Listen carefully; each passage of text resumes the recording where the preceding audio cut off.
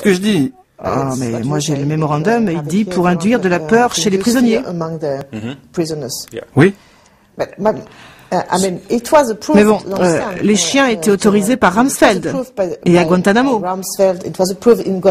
Franchement, Général Sanchez, ne pensez-vous pas que vous avez été embarqué sur une pente glissante sans le savoir? Je ne sais pas.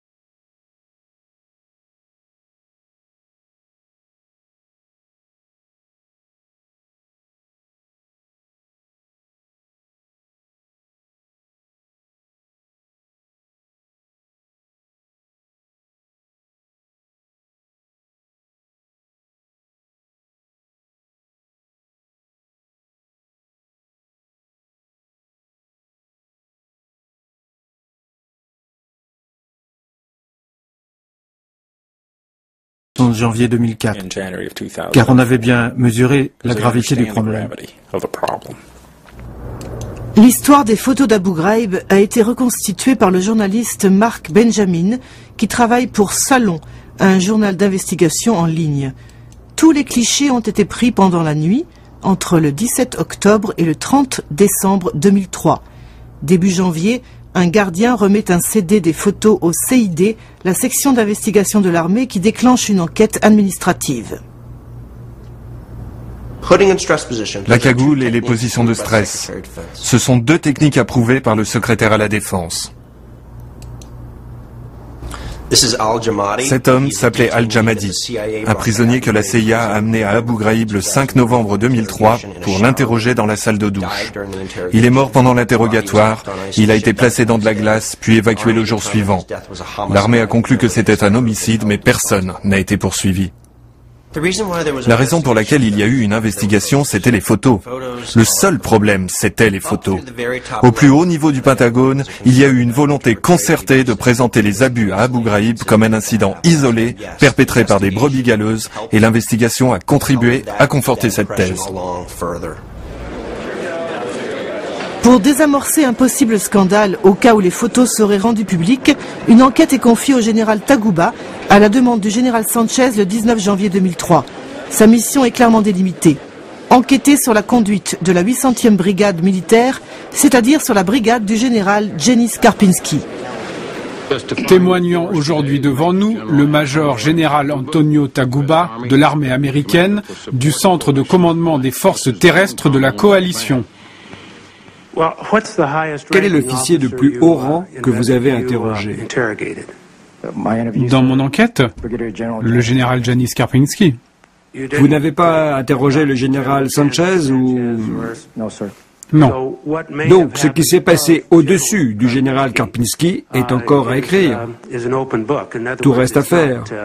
Personne ne sait ce qui a pu se produire ou ne pas se produire au-dessus de ce niveau. Le général Taguba a dit lui-même qu'il n'avait pas pu aller très loin. On lui a imposé des limites. Il a dit qu'il était dans un carcan et qu'il n'avait pas pu enquêter au-delà d'un certain niveau. Il ne pouvait pas atteindre la hiérarchie. Il ne pouvait que regarder vers le bas. Ils ont trouvé en moi le parfait bouc émissaire. Finalement, cette enquête et la première audition qui a suivi le scandale d'Abu Ghraib, c'était un peu du cinéma. Tout à fait. Tout a été calculé et emballé dans un joli paquet qui a permis au président de désigner les coupables comme quelques brebis galeuses qui ont perdu la tête pendant les permanences de nuit. Quand le 28 avril 2004, le magazine 60 Minutes publie les fameuses photos, Donald Rumsfeld dégaine aussitôt la couverture préparée par le Pentagone. Il invoque l'enquête du général Taguba et annonce que 9 gardiens seront jugés devant une cour martiale et que le général Karpinski a été dégradé au rang de colonel. Ce qu'il ne sait pas, c'est que son mensonge, sous serment, ouvrira la boîte de Pandore. Je demande à nos témoins de se lever. La vérité, toute la vérité, rien que la vérité, et que Dieu vous vienne en aide. Oui, je le jure. Conformément à nos convictions, nous allons démontrer que lorsque le scandale et des dysfonctionnements se produisent, ils ne sont pas cachés, mais au contraire exposés, enquêtés, et que les responsables sont conduits devant la justice.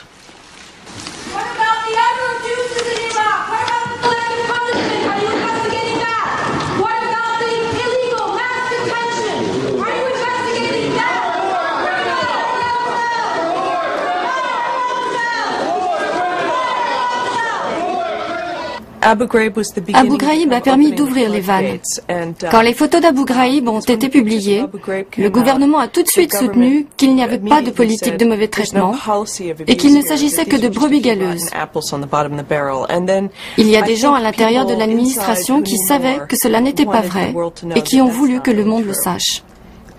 Mais ils n'ont pas parlé, ils se sont contentés de faire parvenir les mémorandums à la presse, n'est-ce pas? C'est vrai que la plupart n'ont pas parlé. Ce fut plutôt une rébellion intérieure silencieuse. Ils ont seulement voulu qu'on sache la vérité parce qu'il régnait une atmosphère de peur. Il n'était pas facile de s'opposer ouvertement car la moindre critique de cette politique était considérée comme antipatriotique ou trop tendre avec le terrorisme. Politiquement, c'était très compliqué d'être un dissident dans ce pays. Oui, c'est vrai qu'il y avait un sentiment de peur qui imprégnait l'institution, qui a fait que nous n'avons pas fait ce que nous sommes censés faire en tant que chefs pour protéger nos soldats. Oui, comme se lever et dire stop. Oui, comme se lever au bon moment pour faire ce qu'il faut. Est-ce que vous assumez une part de responsabilité? Bien sûr, je ne peux pas faire autrement. Certaines choses se sont produites sous mon commandement. Le général Mamouche a été tué sous mon commandement. L'usage des chiens a eu lieu sous mon commandement. Je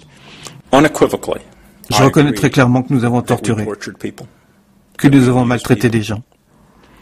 Cela restera à jamais une défaite stratégique pour notre pays. Et il sera très difficile pour nous de retrouver l'autorité morale que nous avions avant de nous être éloignés des conventions de Genève.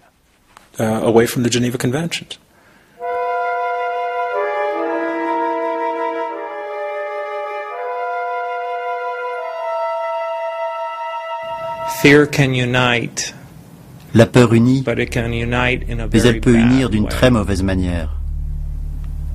Et le meilleur exemple, c'est l'histoire des nazis.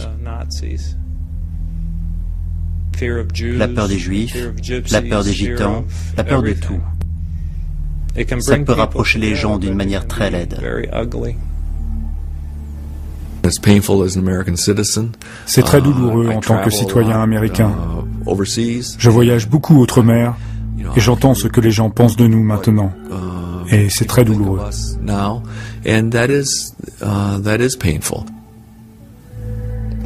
Tout ça parce que quelques idéologues ont voulu se comporter comme des cow-boys. Ce n'est pas mon pays. Je le rejette. Le fait que nous ayons traité de manière inhumaine des prisonniers, à Abu Ghraib, Guantanamo ou ailleurs, restera très longtemps comme une tache sur l'histoire de notre pays. Vous avez tous ces innocents qui ont été traités de la sorte à Abu Ghraib. Et vous pensez qu'ils vont rentrer chez eux, devenir ensuite vos amis? Jamais de la vie. Ils vont devenir des insurgés, des terroristes. Voilà ce que nous avons fait en Irak. Ma déception par rapport à l'institution militaire et au Pentagone et par rapport à tout ce qu'ils ont fait à nos soldats est si profonde que jamais je n'aurais imaginé en arriver à ce point-là dans ma vie. Il n'y a aucun doute, nous avons commis des crimes de guerre. À ce jour, ceux qui nous ont conduits sur cette pente sinistre n'ont toujours pas rendu de compte.